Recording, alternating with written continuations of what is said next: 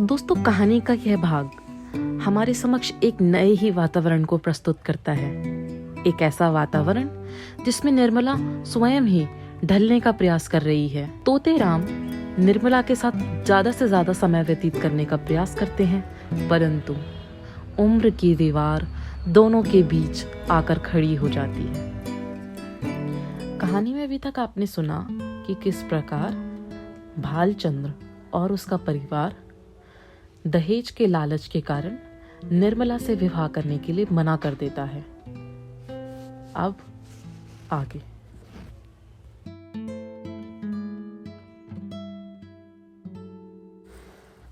कल्याणी के सामने अब एक विषम समस्या आ खड़ी हुई।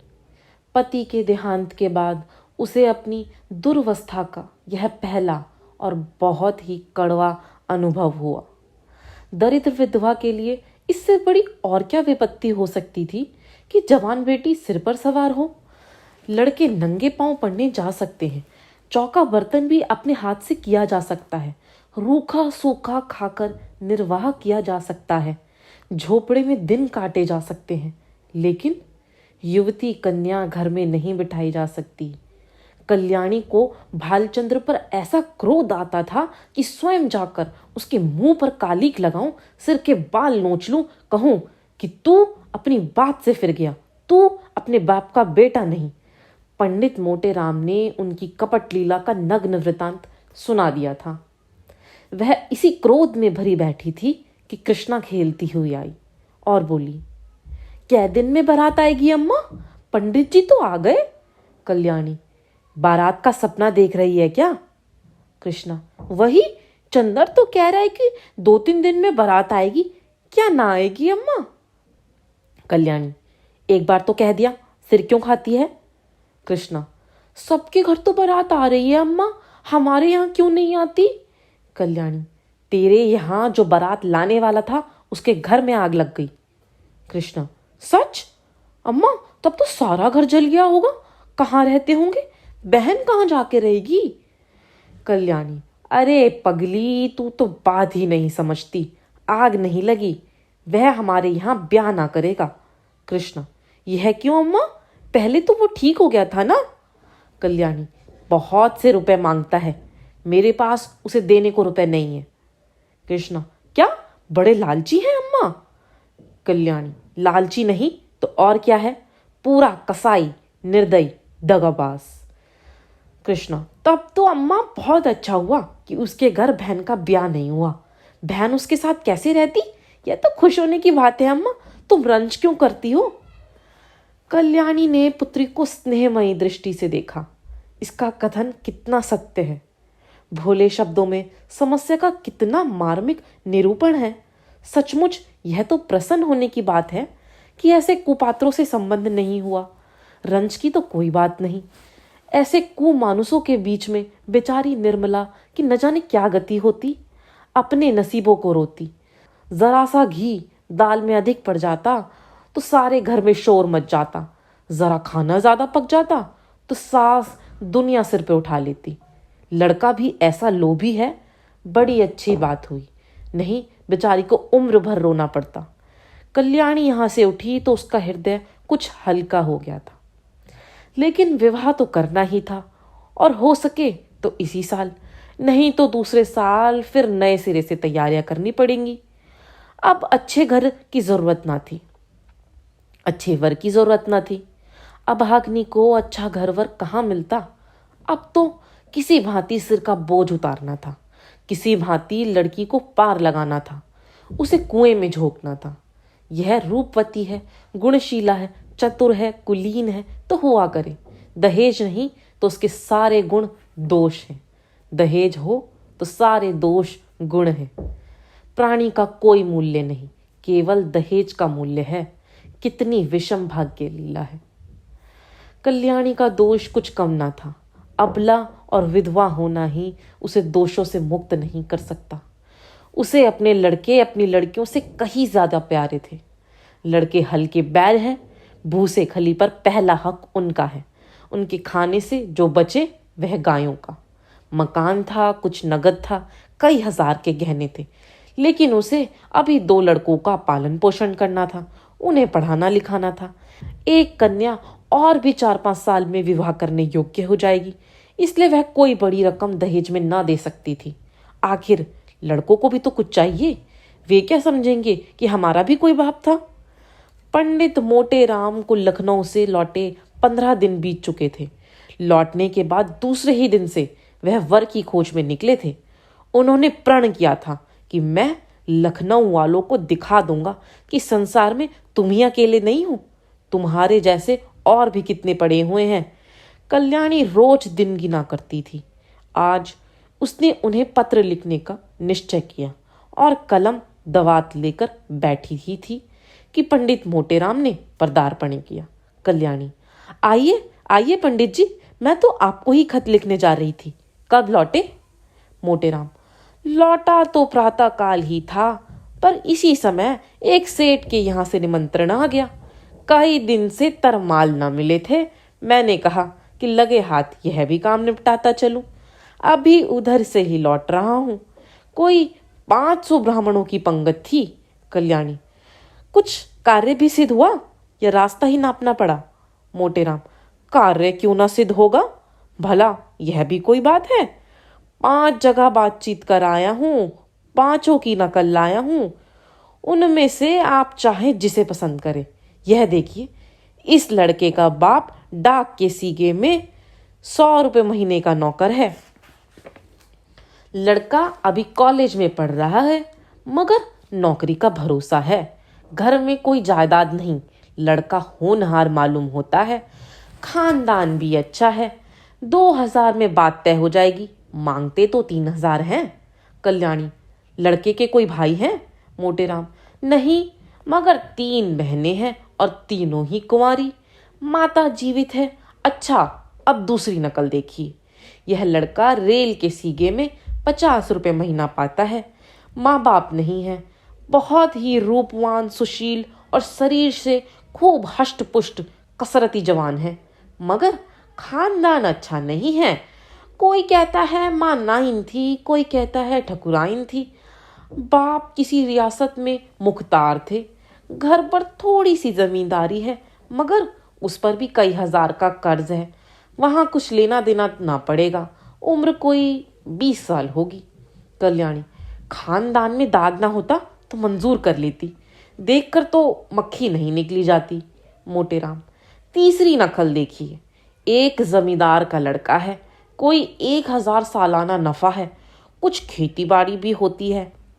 लड़का पढ़ा लिखा तो थोड़ा ही है, पर कचहरी अदालत के काम में चतुर है। दुहाजू है। पहली स्त्री को मरे 2 साल हुए, उससे उन्हें कोई संतान नहीं, लेकिन रहन सहन मोटा है। पीसना कूटना घर ही में होता है। कल्याणी, कुछ दहेज मांगते हैं? मोटेराम, इसकी तो कुछ ना पूछिए, 4000 सुनाते हैं। अच्छा, यह चौथी नकल देखिए।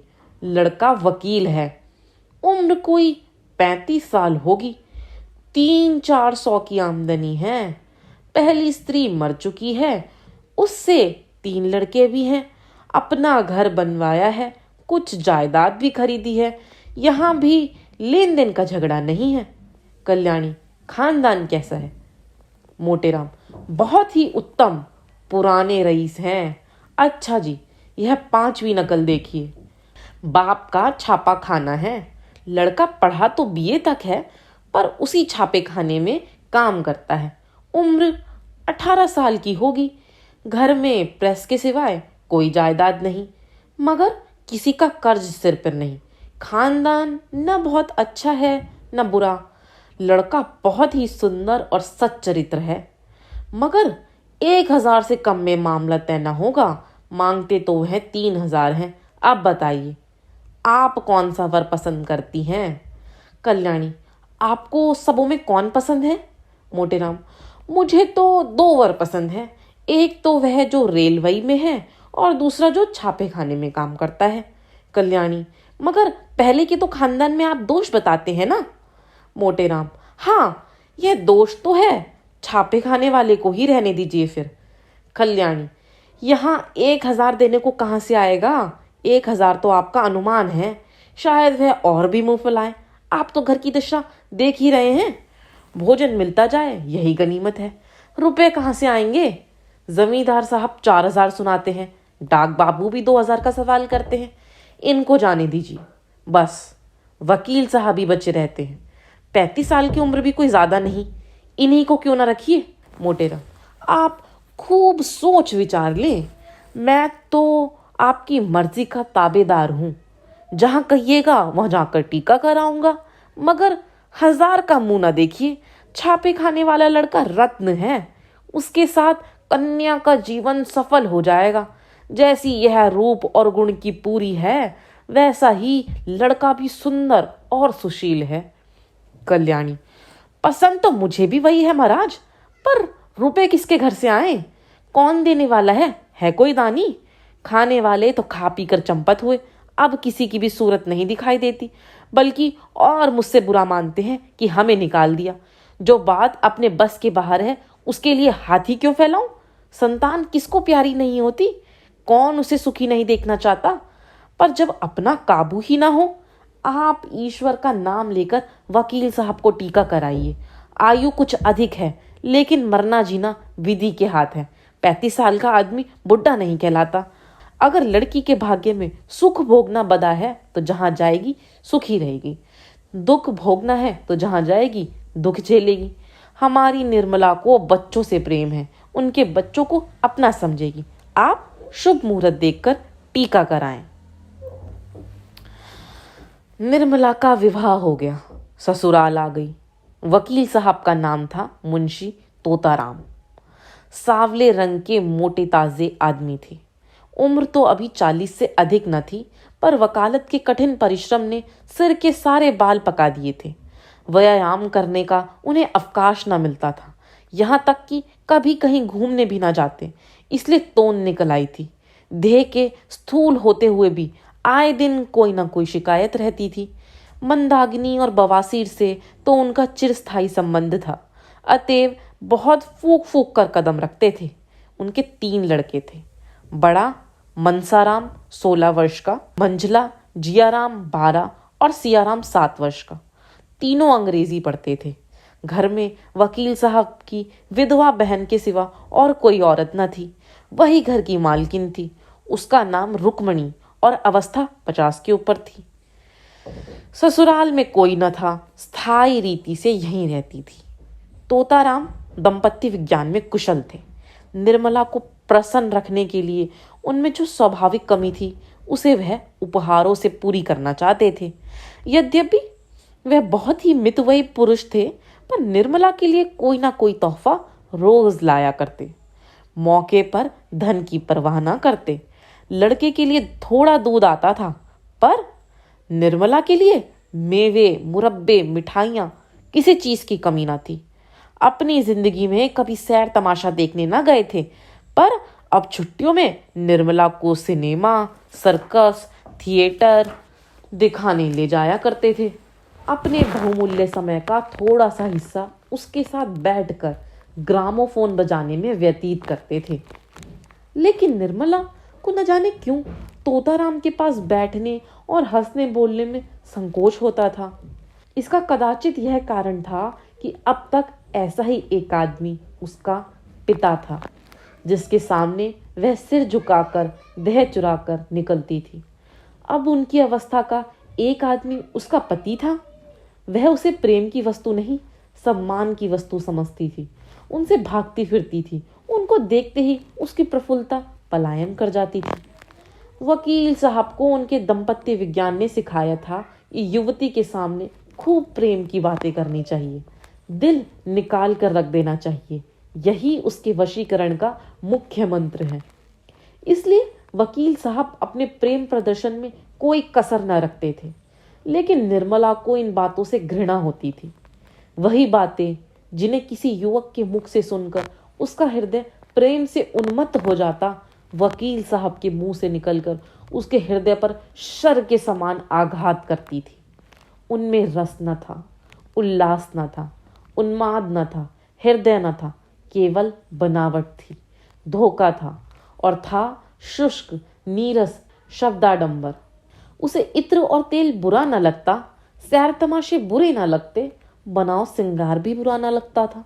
बुरा लगता था तो केवल तोताराम के पास बैठना। वह अपना रूप और यौवन उन्हें न दिखाना चाहती थी, क्योंकि वह देखने वाली आंखें न थी। वह इन रसों का आस्वादन लेने योग्य न समझती थी। कली प्रभात समीर के ही स्पर्श से खिलती है, दोनों में समान सारस्य है। निर्मला के लिए वह प्रभात समीर कहाँ था? पहला महीना गुजरते ही तोताराम ने निर्मला को अपना खजांची बना लिया। कचहरी से आकर दिन भर की कमाई उसे दे देते। उनका ख्याल था कि निर्मला इन रुपयों को देखकर फूले ना समाएगी। निर्मला बड़े शौक से इस पद का काम अंजाम देती, एक एक पैसे का हिसाब लिखती। अगर कभी रुपए कम मिलते तो पूछती, आज कम क्यों है? गृहस्थी के संबंध में उनसे खूब बातें करती। इन्हीं बातों के लायक वह उनको समझती थी। जो ही कोई विनोद की बात उनके मुंह से निकली, उसका मुख मलिन हो जाता था। निर्मला जब वस्त्राभूषणों से अलंकृत होकर आईने के सामने खड़ी होती और उसमें अपने सौंदर्य की सूक्ष्मपूर्ण आभा देखती, तो उसका हृदय एक सतृष्ण कामना से तड़प उठता था। उस वक्त उसके हृदय में एक ज्वाला सी उठती। मन में आता कि इस घर में आग लगा दूं। अपनी माता पर क्रोध आता, पर सबसे अधिक क्रोध बेचारे निरपराध तोताराम पर आता। वह सदैव इस ताप से जला करती।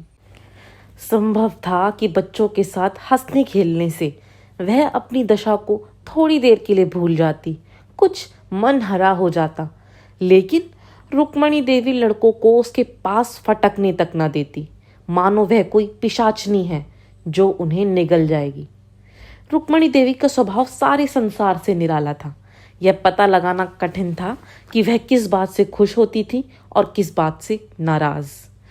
एक बार जिस बात से खुश हो जाती थी, दूसरी बार उसी बात से जल जाती थी। अगर निर्मला अपने कमरे में बैठी रहती तो कहती कि न जाने कहाँ की मनुसन है। अगर वह कोठे पर चढ़ जाती या महरियों से बातें करती तो छाती पीटने लगती। हाय, न लाज है न शर्म, निगोड़ी ने हया भून खाई। अब क्या कुछ दिनों में बाजार में नाचेगी? जब से वकील साहब ने निर्मला के हाथ में रुपए पैसे देने शुरू किए, रुक्मणी उसकी आलोचना करने पर आरूढ़ हो गई। उन्हें मालूम होता था कि अब प्रलय होने में बहुत थोड़ी कसर रह गई है। लड़कों को बार बार पैसों की जरूरत पड़ती। जब तक खुद स्वामिनी थी उन्हें बहला दिया करती थी, अब सीधे निर्मला के पास भेज देती। निर्मला को लड़कों का चटोरापन अच्छा न लगता था, कभी कभी पैसे देने से इनकार भी कर देती। रुक्मणी को अपने वाग्बाण सर करने का अवसर मिल जाता। अब तो मालकिन हुई है, लड़के काहे को जिएंगे? बिना माँ के बच्चों को कौन पूछे? रुपयों की मिठाइयाँ खा जाते थे, अब धेले धेले को तरसते हैं। निर्मला अगर चिढ़कर किसी दिन बिना कुछ पूछताछे पैसे दे देती तो देवी जी उसकी दूसरी ही आलोचना करती। इन्हें क्या, लड़के मरे या जिए, इनकी बला से? माँ के बिना कौन समझाए कि बेटा बहुत मिठाइयाँ मत खाओ, आई गई तो मेरे सर आएगी। इन्हें क्या? यहीं तक होता तो निर्मला शायद जब्त कर जाती, पर देवी जी तो खुफिया पुलिस के सिपाही की भांति निर्मला का पीछा करती रहती। अगर वह कोठे पर खड़ी है तो अवश्य ही किसी पर निगाह डाल रही होगी। महरी से बातें करती है तो अवश्य ही उनकी निंदा करती होगी। बाजार से कुछ मंगवाती है तो अवश्य ही कोई विलास वस्तु होगी। वह बराबर उसके पत्र पढ़ने की चेष्टा किया करती, छिप छिप कर बातें सुना करती। निर्मला उनकी दो धारी तलवार से कांपती रहती थी। यहाँ तक कि उसने एक दिन पति से कहा, आप जरा जीजी को समझाइए, क्यों मेरे पीछे पड़ी रहती हैं? तोताराम ने तेज होके कहा, तुम्हें कुछ कहा है क्या? रोज ही कहती हैं, बात मुंह से निकालना मुश्किल है। अगर उन्हें इस बात की जलन हो कि यह मालकिन क्यों बनी हुई है तो आप उन्हीं को रुपए पैसे दे दीजिए, मुझे ना चाहिए, वही मालकिन बनी रहे। मैं तो केवल इतना चाहती हूँ कि कोई मुझे ताने महने ना दिया करे। यह कहते कहते निर्मला की आंखों से आंसू बहने लगे। तोताराम को अपना प्रेम दिखाने का यह बहुत ही अच्छा मौका लगा। बोले, मैं आज ही उनकी खबर लूंगा, साफ कह दूंगा, अगर मुंह बंद करके रहना है तो रहो, नहीं तो अपनी राह लो। इस घर की स्वामिनी वह नहीं है, तुम हो। वह केवल तुम्हारी सहायता के लिए हैं। अगर सहायता करने के बदले तुम्हें दिक करती हैं तो उनके यहाँ रहने की जरूरत नहीं। मैंने सोचा था कि विधवा है, अनाथ है, पाँव भर आटा खाएगी, पड़ी रहेगी। जब और नौकर चाकर खा रहे हैं तो वह तो अपनी बहन ही है। लड़कों की देखभाल के लिए एक औरत की भी जरूरत भी थी, रख लिया। लेकिन इसकी यह मायने नहीं कि वह तुम्हारे ऊपर शासन करे। निर्मला ने फिर कहा, लड़कों को सिखा देती हैं कि जाकर माँ से पैसे मांगो। कभी कुछ कभी कुछ, लड़के आकर मेरी जान खाते हैं। घड़ी भर लेटना मुश्किल हो जाता है। डांटती हूँ तो वह आंखें लाल पीली करके दौड़ती हैं। मुझे समझती है कि लड़कों को देखकर जलती है। ईश्वर जानते हैं कि मैं बच्चों को कितना प्यार करती हूँ। आखिर मेरे ही बच्चे तो हैं, मुझे उनसे क्यों जलन होने लगी। तोताराम क्रोध से कांप उठे, बोले, तुम्हें जो लड़का दिख करे उसे पीट दिया करो। मैं देखता हूं कि लौंडे शरीर हो गए हैं। मनसाराम को तो मैं बोर्डिंग हाउस भेज दूंगा, बाकी दोनों को तो आज ही ठीक किए देता हूं। उस वक्त तोताराम कचहरी जा रहे थे। डांट डपट करने का मौका न था, लेकिन कचहरी से लौटते ही उन्होंने घर में आकर रुक्मणी से कहा, क्यों बहन, तुम्हें इस घर में रहना है या नहीं? अगर रहना है शांत होकर रहो, यह क्या कि दूसरों का रहना मुश्किल कर दो। रुक्मणी समझ गई कि बहू ने अपना वार किया, पर वह दबने वाली औरत न थी। एक तो उम्र में बड़ी, तिस पर इसी घर की सेवा में जिंदगी काट दी थी। किसकी मजाल थी कि उन्हें बेदखल कर दे। उन्हें भाई की शूद्रता पर आश्चर्य हुआ। बोली, तो क्या लौंडी बनाकर रखोगे? लौंडी बनकर रहना है तो इस घर की लौंडी ना बनूंगी। अगर तुम्हारी यही इच्छा हो कि घर में कोई आग लगा दे और मैं खड़ी देखा करूं, किसी को बेरहा चलते देखूं तो चुप साध लूं, जो जिसके मन में आए करे, मैं मिट्टी की देवी बनी रहूं, तो यह मुझसे ना होगा। निकल गई सारी बुद्धिवानी। कल की लौंडिया चोटी पकड़कर नचाने लगी, कुछ पूछना न ताचना, बस उसने तार खींचा और तुम काट के सिपाही की तरह तलवार निकाल कर खड़े हो गए। तोताराम, सुनता हूं कि तुम हमेशा खुचर निकालती रहती हो, बात बात पर ताने देती हो। अगर कुछ सीख देनी हो तो उसे प्यार से मीठे शब्दों में देनी चाहिए। तानों से सीख मिलने के बदले उल्टा और जी जलने लगता है। रुक्मणी, तो अब तुम्हारी यही मर्जी है कि किसी बात पे ना बोलूं, यही सही। लेकिन फिर यह ना कहना कि तुम घर में बैठी थी, क्यों नहीं सलाह दी। जब मेरी बातें जहर लगती है तो मुझे क्या कुत्ते ने काटा है जो बोलूं। मसल है, नाटो खेती बहुरियो घर। मैं भी देखूं बहुरिया कैसे घर चलाती है। इतने में सियाराम और जियाराम स्कूल से आ गए। आते ही आते दोनों बुआ जी के पास जाकर खाने को मांगने लगे।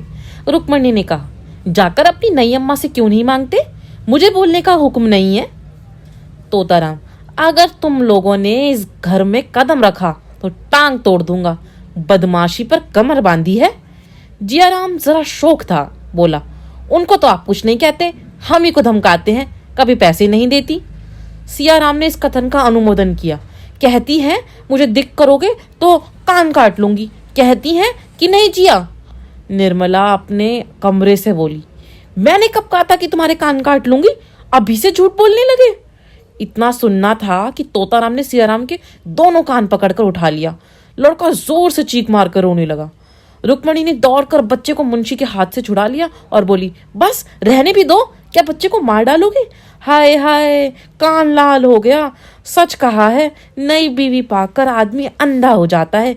अभी से यह हाल है तो इस घर के भगवान ही मालिक हैं। निर्मला अपने विजय पर मन ही मन प्रसन्न हो रही थी, लेकिन जब मुंशी जी ने बच्चे का कान पकड़ कर उठा लिया तो उससे न रहा गया। छुड़ाने को दौड़ी, पर रुक्मणी पहले ही पहुंच गई थी। बोली, पहले आग लगा दी, अब बुझाने दौड़ी हो। जब अपने लड़के होंगे तब आंखें खुलेंगी, पराई पीर क्या जानो। निर्मला, खड़े तो हैं, पूछ लो ना, मैंने क्या आग लगा दी? मैंने इतना ही कहा था कि लड़के मुझे पैसों के लिए बार बार दिक करते हैं। इसके सिवाय जो मेरे मुंह से कुछ निकला हो तो मेरी आंख फूट जाए। तोताराम, मैं खुद इन लौंडों की शरारत देख करता हूँ, अंधा थोड़े ही हूँ। तीनों जिद्दी और शरारती हो गए हैं। बड़े मियाँ को तो मैं आज ही हॉस्टल भेज दूंगा। रुक्मणी, अब तक तुम्हें इनकी कोई शरारत ना सूझी थी, आज आंखें क्यों इतनी तेज हो गई हैं? तोताराम, तुम ही ने इन्हें इतना शोक कर रखा है। रुक्मणी, तो मैं ही विष की गांठ हूं, मेरे ही कारण तुम्हारा घर चौपट हो रहा है। लो, मैं जाती हूं, तुम्हारे लड़के मारो चाहे काटो, ना बोलूंगी। यह कहकर वे वहां से चली गई। निर्मला बच्चे को रोते देखकर विहल हो उठी। उसने उसे छाती से लगा लिया और गोद में लिए हुए अपने कमरे में लाकर उसे चुमकारने लगी। लेकिन बालक और भी सिसक कर रोने लगा। उसका अबोध हृदय इस प्यार में वह मात्र स्नेह ना पाता था जिससे दैव ने उसे वंचित कर दिया था। यह वात्सल्य ना था, केवल दया थी। यह वह वस्तु थी जिस पर उसका कोई अधिकार ना था, जो केवल भिक्षा के रूप में उसे दी जा रही थी। पिता ने पहले भी एक बार मारा था जब उसकी माँ जीवित थी, लेकिन तब उसकी माँ उसे छाती से लगाकर रोती ना थी। वह अप्रसन्न होकर उसे बोलना छोड़ देती, यहाँ तक कि वह स्वयं थोड़ी ही देर बाद सब कुछ भूलकर फिर माता के पास दौड़ा जाता था। शरारत के लिए सजा पाना तो उसकी समझ में आता था, लेकिन मार खाने के बाद चुमकारा जाना उसकी समझ में ना आता था। मात्र प्रेम में कठोरता होती थी, लेकिन मृदुलता से मिली हुई। इस प्रेम में करुणा थी, पर वह कठोरता ना थी, जो आत्मीयता का गुप्त संदेश है। स्वस्थ अंग की परवाह कौन करता है, लेकिन वही अंग जब किसी वेदना से टपकने लगता है तो उसे ठेस और धक्के से बचाने का यत्न किया जाता है। निर्मला का करुण रोदन बालक को उसके अनाथ होने की सूचना दे रहा था। वह बड़ी देर तक निर्मला की गोद में बैठा रोता रहा और रोते रोते सो गया। निर्मला ने उसे चारपाई पर सुलाना चाहा तो बालक ने सुषुप्त अवस्था में अपनी दोनों कोमल बाहें उसकी गर्दन में डाल दी और ऐसा चिपट गया मानो नीचे कोई गड़ा हो। शंका और भय से उसका मुख विकृत हो गया। निर्मला ने फिर बालक को गोद में उठा लिया, चारपाई पर न सुला सकी। इस समय बालक को गोद में लिए हुए उसे वह तुष्टि हो रही थी जो अभी तक कभी ना हुई थी। आज पहली बार उसे आत्मवेदना हुई, जिसके बिना आंख नहीं खुलती, अपना कर्तव्य मार्ग नहीं सोचता। वह मार्ग अब दिखाई देने लगा। तो दोस्तों, इस भाग की शुरुआत में तो किस प्रकार निर्मला नए वातावरण से घबराई हुई थी, परंतु अंत होते होते उसके अंदर मातृत्व स्नेह भर गया। बच्चों के प्रति वात्सल्य बढ़ने लगा। पर क्या निर्मला और उसके पति तोतेराम के बीच उम्र की खाई कभी भर पाएगी? जानने के लिए जुड़े रहिए मेरे चैनल राहें कहानियों की के साथ। अगर आपको ये वीडियो अच्छी लगी हो तो इसको लाइक करिए, सब्सक्राइब करिए मेरे चैनल को। सुनते रहिए एक कहानी दीपाली की जुबानी। Thank you.